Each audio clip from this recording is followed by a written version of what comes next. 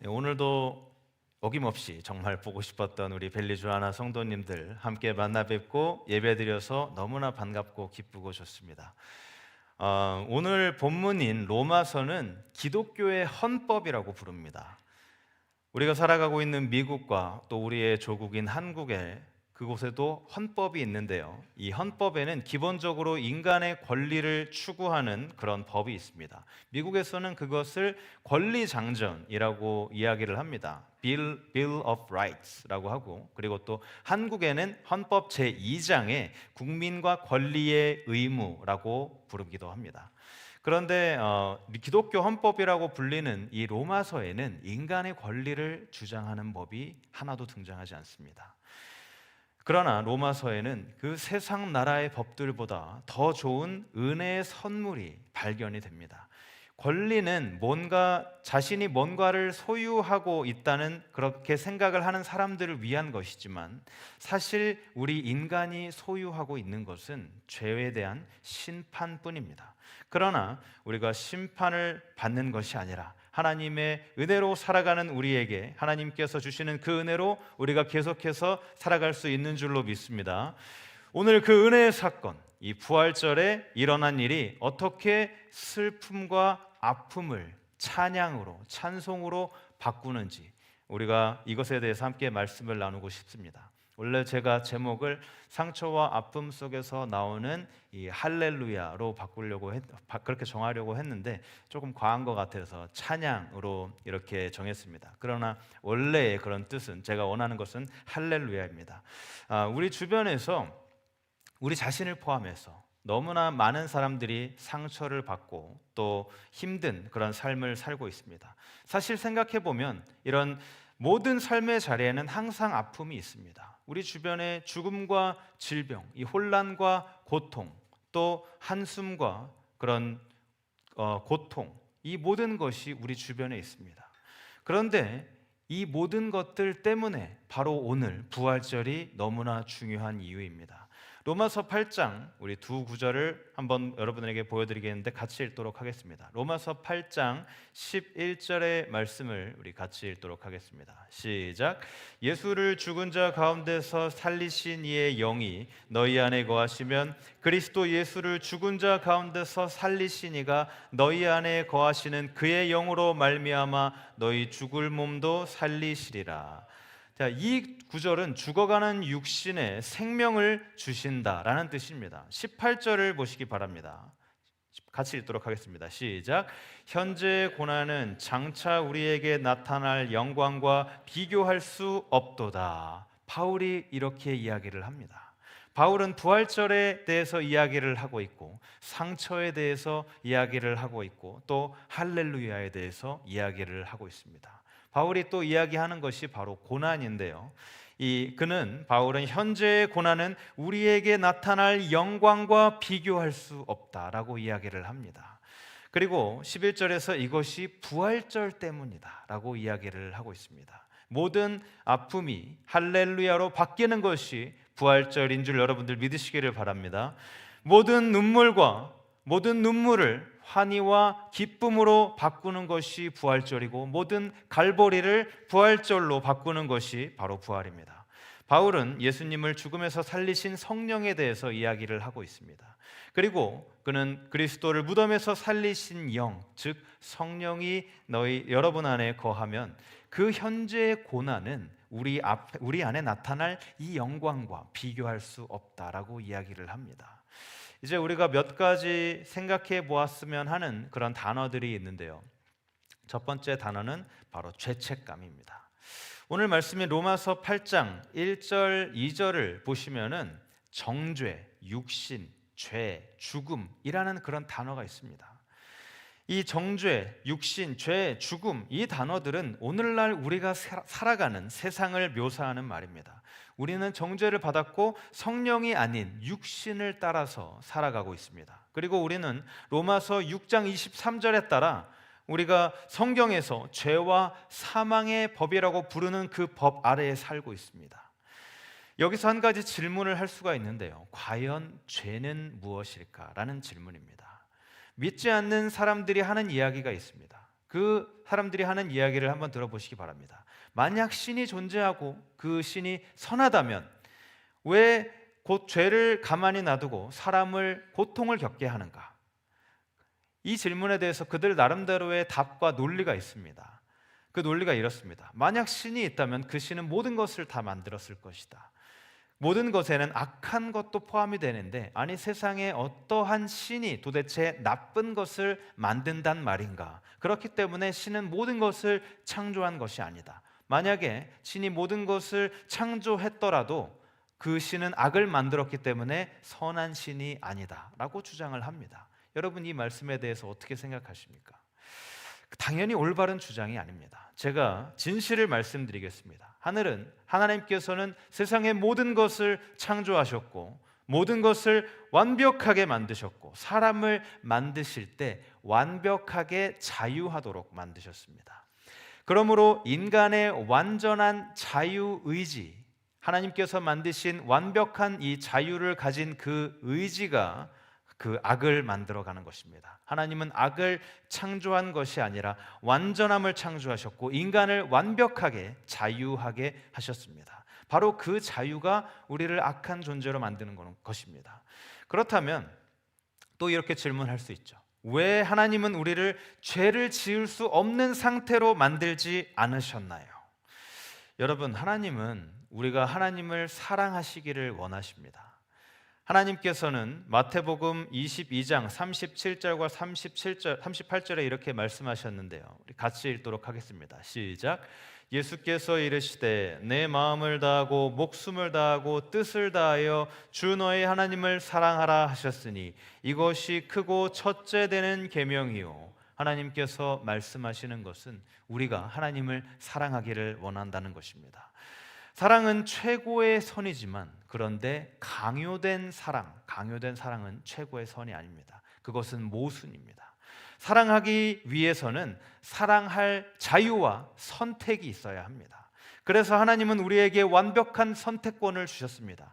그런데 그 선택권을 가지고 아담과 그의 후손들은 죄를 선택한 것입니다. 그렇기 때문에 그곳에서 아픔과 고통이 나오게 됩니다.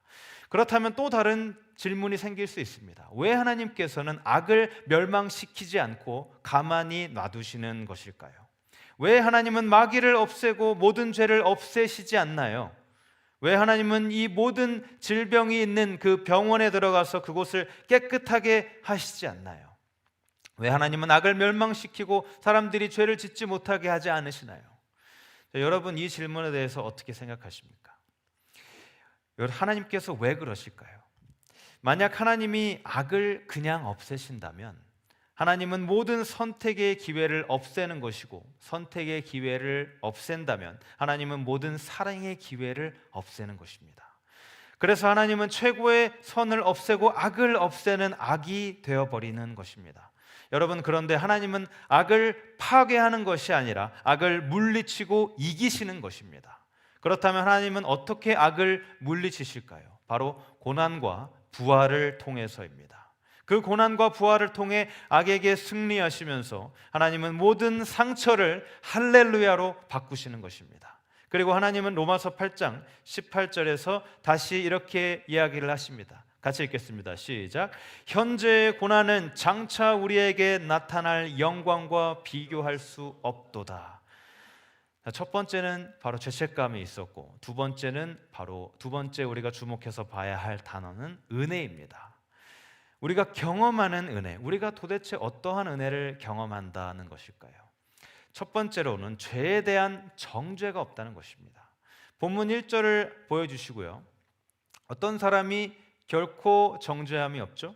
그리스도 예수 안에 있는 자가 결코 정죄함이 없다는 것입니다. 그리스도 예수 안에 있다, 이 말이 도대체 무슨 말을 뜻하는 것일까요? 완벽하게 자유의지를 주신 하나님께서는 우리가 구원받기를 원하시는데요, 구원에 대한 많은 예시를 우리에게 주셨습니다. 구원의 예시 중에 하나가 바로 노아의 방주입니다. 성경은 베드로후서 2장 5절에서 노아의 방주가 예수님의 비유라고 우리에게 가르쳐주고 있습니다. 이 하나님께서는 그러므로 우리가 그리스도 예수 안에 있는 것이 무엇인지 알고 싶다면 노아가 그 방주 안에 있었던 것이 무엇인지를 알아야 합니다. 하나님께서는 세상을 심판하실 예정이셨습니다. 그런데 그 과정 중에 창세기 7장 1절에서 하나님은 노아와 그의 가족들의 의로움을 보시고 또 그들을 구원하기로 결정을 하셔서 그 이야기를 하십니다. 너는 방주로 들어가라. 그리고 노아가 방주로 들어갔고 창세기 7장 16절에 하나님이 문을 닫으시니 라고 말씀을 하십니다. 방주는 여러분 여러 가지 특징이 있는데 그 특징 중에 한 가지 제가 원하는 특징이 있습니다. 그 특징이 무엇일까요? 방주의 가장 큰 특징. 네, 방주의 가장 큰 특징이 뭘까요? 바로 방수입니다. 방수, waterproof입니다. 방주가 방수가 되었다는 것을 어떻게 알 수 있을까요? 이 14절을 펴주시고요. 하나님께서는 노아에게 이 안쪽과 바깥쪽에 역청을 발라라라고 말씀하셨기 때문에 우리가 알 수 있는 것입니다. 역청이 무엇이죠? 역청. 우리 교회 지붕에 올라가신 분들은 잘 아실 텐데 이 지붕에 비셀 때마다 우리가 바르는 그 까만색 타르, 그것이 바로 역청입니다. 지붕에 비가 셀 때 바르는 그 타르, 노아는 그 넓은 붓을 들고 인부들과 함께 그 방주를 바깥쪽과 안쪽 전체를 다 이 역청으로 도배를 했습니다. 방주를 완전하게 방수 처리하기 위해서였습니다. 이 물은 하나님의 심판, 하나님의 진노를 상징하는 것이고요. 엄청나게 많은 비가 쏟아집니다. 지난 주일 오후에 제가 집에 가는데 마치 차 지붕이 뚫어질 것 같은 그런 우박과 비가 떨어졌는데 그것보다도 더욱 거센 비가 퍼붓습니다. 그런데 그 끈적끈적한 역청 때문에 단 한 방울의 물도 방주 안으로 들어갈 수가 없습니다. 역청이라는 단어가 히브리어로 카파르라는 단어인데요. 이 카파르가 어떤 뜻이냐면 속죄로 번역되는 단어와 똑같은 단어입니다. 예수님께서 십자가의 죽으심으로 우리의 죄를 속죄하셨고 그 속죄 때문에 단 한 방울의 심판도 우리 안으로 들어올 수 없는 것입니다. 우리는 노아가 방주 안에 있었던 것처럼 예수님 안에 있습니다. 하나님의 진노의 폭풍우가 그 방주 위에 몰아칩니다. 그 폭풍우가 방주 되시는 예수님을 강타했습니다. 그러나 우리는 예수님 안에 있기 때문에 한 방울의 심판도 통과할 수가 없습니다. 우리가 그리스도 안에 있기 때문에 더 이상 죄에 대한 정죄도 없고 죄의 지배도 없습니다. 우리는 죄인이고 태어날 때부터 죄인이고 본성적으로 죄인이고 성경에서는 죄와 사망의 법이라는 그 법 아래 우리가 놓여 있습니다. 그러나 그 빈 무덤 때문에 예수님 안에 있는 생명의 성령의 법이 여러분을 죄와 사망의 법에서 해방시켰기 때문에 우리가 이렇게 자유를 누리고 살아갈 수 있는 것입니다. 자, 세 번째 우리가 주목해서 봐야 할 단어는 바로 고통입니다. 자, 로마서 8장 22절을 우리 같이 읽도록 하겠습니다. 시작. 피조물이 다 이제까지 함께 탄식하며 함께 고통을 겪고 있는 것을 우리가 아느니라. 자, 여기에 핵심이 있습니다. 이 구절을 이해하지 못하면 그리스도인의 걸을 걸을 때 우리가 넘어질 수 있습니다. 피조물이 함께 탄식하며 겪고 있는 고통, 이것이 무엇을 의미하는 것일까요? 그것은 고통과 슬픔, 죽음을 의미하는 것입니다. 자연을 보시기 바랍니다. 이 대자연, 지금은 많은 비로 인해서 정말 푸르름이 넘치고 아름다운 그런 자연을 우리가 보고 있지만 그 우리가 볼 수 없는 자연에는 사람들이 만들어내는 탄소와 매연, 이 쓰레기로 인해서 고통과 슬픔을 당하고 있습니다. 그 자연과 함께 살아가고 있는 우리도 그런 슬픔과 고통을 당하고 있습니다. 또 그리스도인의 고통도 있습니다. 8장 23절의 말씀을 우리 같이 읽도록 하겠습니다. 시작. 그뿐만 아니라 첫 열매로서 성령을 받은 우리도 자녀로 삼아 주실 것을 곧 우리 몸을 속량하여 주실 것을 고대하면서 속으로 신음하고 있습니다. 여러분, 우리의 몸은 아직 속량되지 않았습니다. 우리의 영혼은 속량이 되었지만 우리의 몸은 아직 속량되지 않았습니다. 우리는 부활의 약속을 기다리고 있기 때문에 죄의 저주가 담긴 그런 몸으로 살고 있는데, 이 몸으로 살고 있기 때문에 우리가 고통에서 자유롭지 못한 것입니다. 이 길을 걸어가면서 예수님을 영접하고 우리가 그리스도인이 되었을 때 이제 모든 고통 끝, 이제 해방이야, 달콤한 일만 있을 거야 라고 생각하시면 안 된다는 것입니다. 오늘날 세상에는 왜 그렇게 많은 고통과 고난과 슬픔, 상처가 있을까요? 여러 가지 이유가 있는데, 첫 번째 이유는 우리 죄의 저주가 내려진 창조 세계에 살고 있기 때문입니다. 이 미국 중부 지역에는 정말 많은 토네이도가 일어납니다. 그 토네이도가 일어났을 때 그 토네이도로 인해서 많은 사람들이 휘말려 죽게 됩니다. 그때 휘말려서 죽게 된 사람들이 모두 다 악한 사람일까요? 그렇지 않습니다. 마태복음 5장 45절에 따르면 하나님께서는 불의한 사람에게 뿐만이 아니라 의로운 사람에게도 비를 내리시는 것입니다. 단지 죄의 그 저주가 내려진 세상에서 살고 있기 때문입니다. 그리고 여러분, 바로 여기 그 자연의 모습뿐만이 아니라 우리가 사는 곳, 이곳이 바로 사는 곳이 그런 영향이 있습니다. 그뿐만 아니라 우리가 또 다른 죄인들과 함께 살고 있기 때문입니다.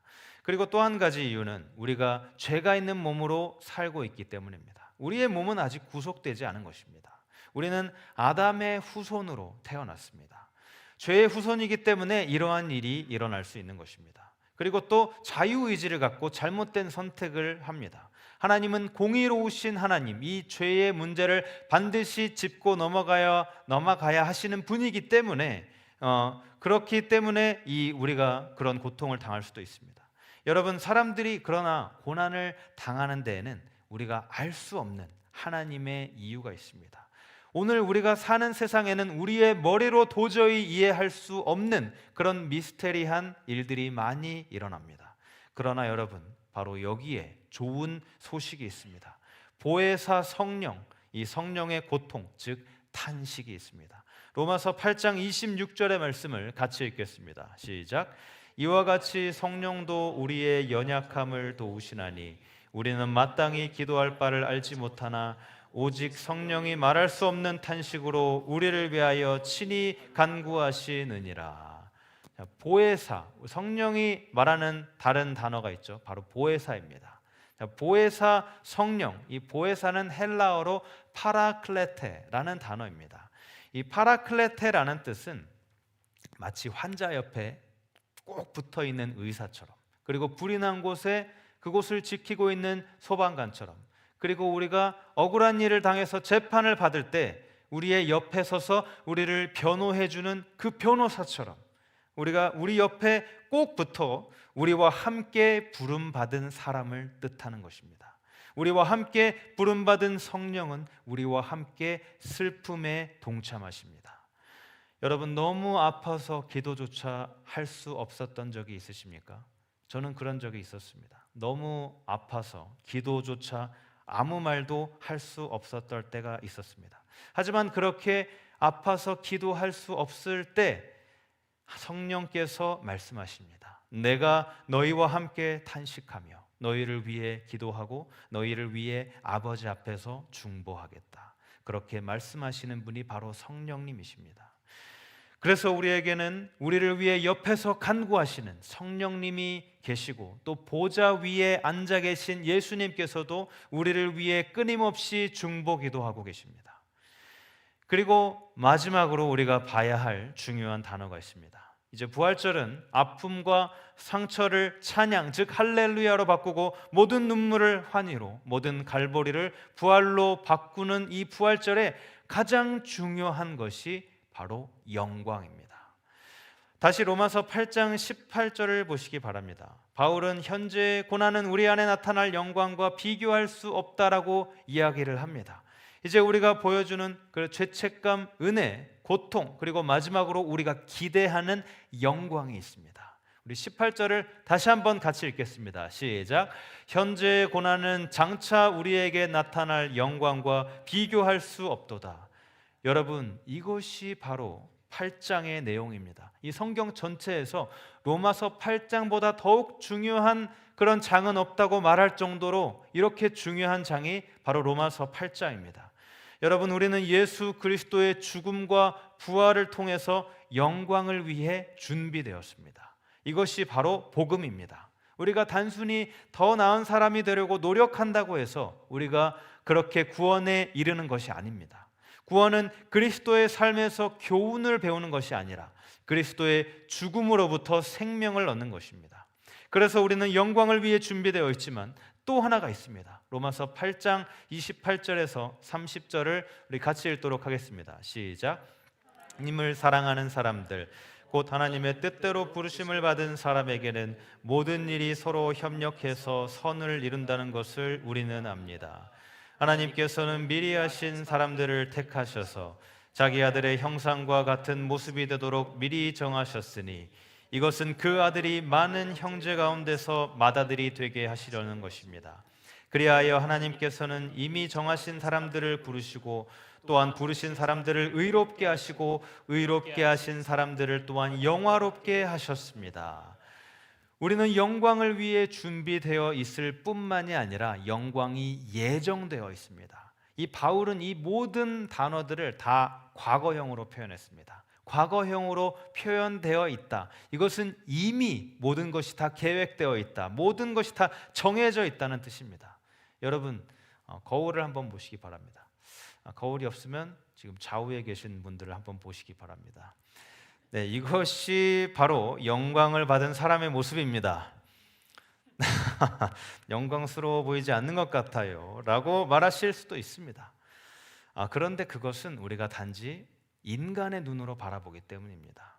그것은 하나님의 눈으로만 바라볼 수 있습니다. 하나님의 마음과 생각에는 이미 영광의 모습이 정해져 있습니다. 그리고 여러분, 이 천국에서 결정된 것은 세상의 어떤 것도 어떤 사람도 어떠한 세력도 그것을 무효화시킬 수가 없습니다. 예수님의 죽음과 부활이 여러분의 영광을 예정되게 한 것인 줄로 믿으시기를 바랍니다. 예수님의 죽음과 장사, 부활이 그렇게 했습니다. 그러므로 여러분, 이제 그리고 또 같은 장의 31절, 32절의 말씀을 같이 읽도록 하겠습니다. 시작. 그런즉 이 일에 대하여 우리가 무슨 말하리요? 만일 하나님이 우리를 위하시면 누가 우리를 대적하리요? 자기 아들을 아끼지 아니하시고 우리 모든 사람을 위하여 내주시니가 어찌 그 아들과 함께 모든 것을 우리에게 주시지 아니하겠느냐? 하나님께서 우리 아들 예수님을 주실 만큼 우리를 사랑하신다면 우리에게 필요한 모든 것이든 우리에게 채워주실 것입니다. 이제 여러분이 질문을 던집니다. 우리 33절, 34절을 같이 읽겠습니다. 시작. 누가 능히 하나님께서 택하신 자들을 고발하리요? 의롭다 하신 이는 하나님이시니 누가 정죄하리요? 죽으실 뿐 아니라 다시 살아난 이는 그리스도 예수시니 그는 하나님 우편에 계신 자요 우리를 위하여 간구하는 자시니라. 뭐라고 하시죠? 우리를 정죄할 수 있는 것은 아무도 없다라고 말씀하고 계십니다. 그리고 35절의 말씀을 같이 읽도록 하겠습니다. 시작. 누가 우리를 그리스도의 사랑에서 끊으리요? 환난이나 곤고나 박해나 기근이나 적신이나 위험이나 칼이랴. 이렇게 바울이 여기서 7가지의 적을 언급합니다. 여기서 말하는 것은 어떠한 적도 우리를 정복할 수 없다는 것입니다.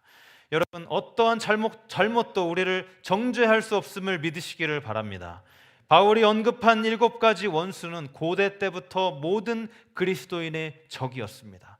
바울은 이 핍박과 시련, 이 위험, 이 7가지 모든 적들을 다 경험했습니다. 바울이 이야기를 합니다. 그 모든 것들이 우리를 갈라놓을 수 없다. 여러분, 예수님의 부활 때문에 어떠한 적도 우리를 정죄할 수 없습니다. 부활 때문에 어떤 두려움도 어떤 슬픔도 나를 다스릴 수 없습니다. 부활 때문에 어떤 잘못도 우리를 정죄할 수 없습니다. 로마서 8장 38절과 39절의 말씀을 같이 읽도록 하겠습니다. 시작. 내가 확신하노니 사망이나 생명이나 천사들이나 권세자들이나 현재일이나 장래일이나 능력이나 높음이나 깊음이나 다른 어떤 피조물이라도 우리를 우리 주 그리스도 예수 안에 있는 하나님의 사랑에서 끊을 수 없으리라. 아멘. 사랑하는 여러분, 이것이 오늘 부활절에 여러분들에게 주시는 하나님의 말씀입니다. 이제 말씀을 마무리하겠습니다. 지난주에 말씀드린 것처럼 이 로마 시대에 감옥에 갇힌 사람들, 이 감옥에 범죄자가 갇힐 때 채무증명서라는 것을 그 무덤 앞에 못 박는다라고 이야기를 드렸습니다.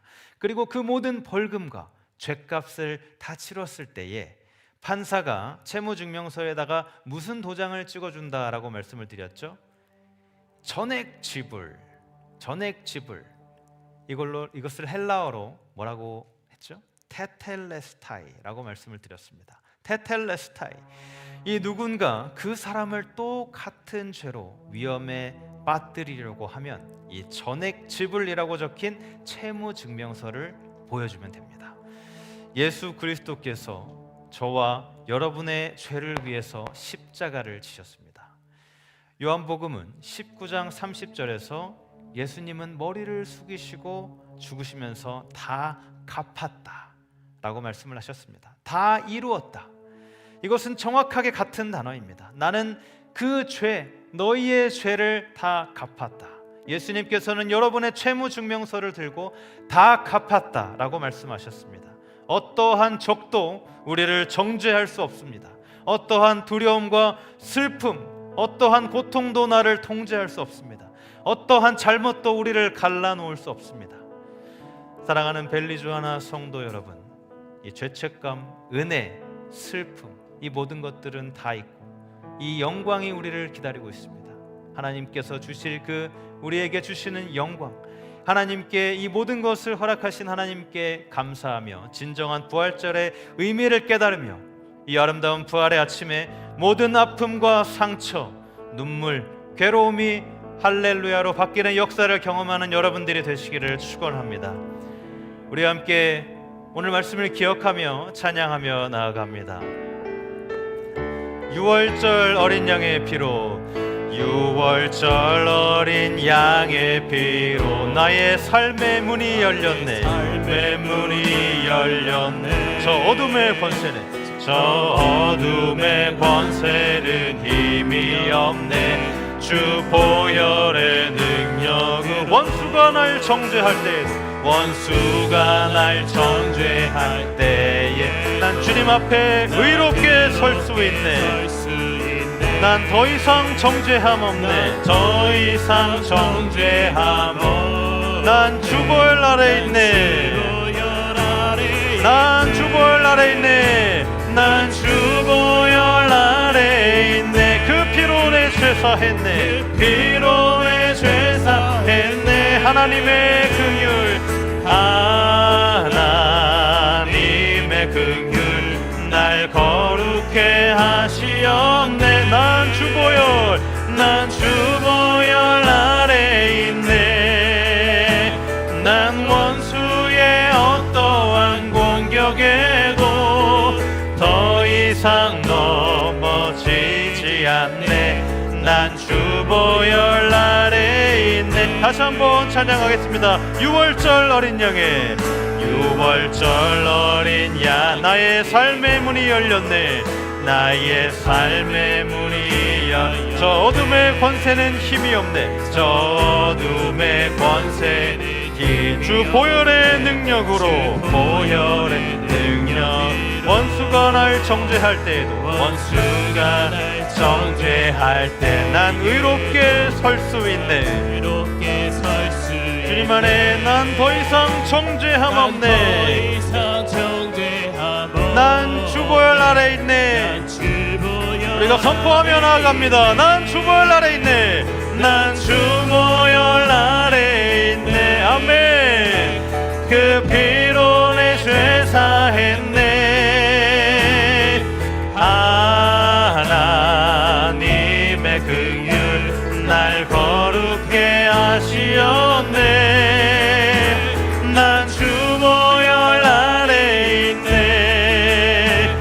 난 원수의 어떠한 공격에도 더 이상 넘어지지 않네.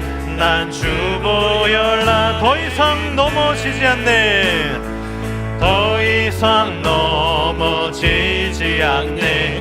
난 주 우리 믿음으로 선포하며 나아갑니다. 더 이상 넘어지지 않네. 더 이상 넘어지지 않네. 난 주 보혈라. 우리 말씀을 기억하면서 함께 통성으로 기도하며 나아갑니다.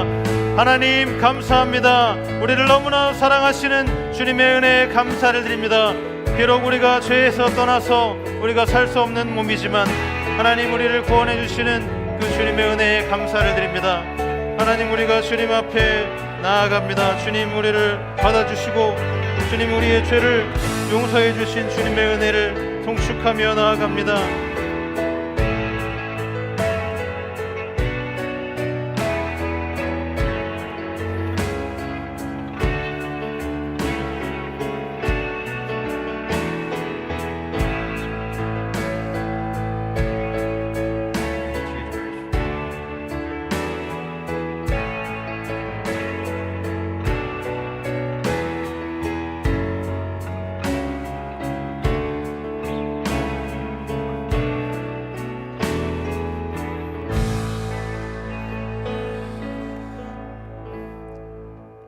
하나님, 우리를 너무나 사랑해 주시는 은혜에 감사를 드립니다. 비록 우리가 죄에서 떠나 살 수 없는 몸이지만 우리를 구원해 주시는 은혜에 감사를 드립니다.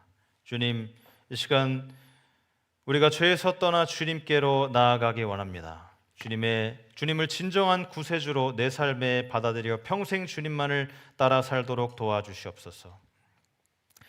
귀하신 주님, 우리가 부활절을 맞이하여 하나님께서 주신 떡과 포도주를 마십니다. 주님 성령께서 임재하여 주셔서 이 자리를 거룩하게 성별하여 주시고 우리가 하나님께 귀한 체험을 하고 또 은혜를 받는 시간이 되도록 주님 역사하여 주시옵소서. 감사를 드리며 예수님의 이름으로 기도드립니다. 아멘.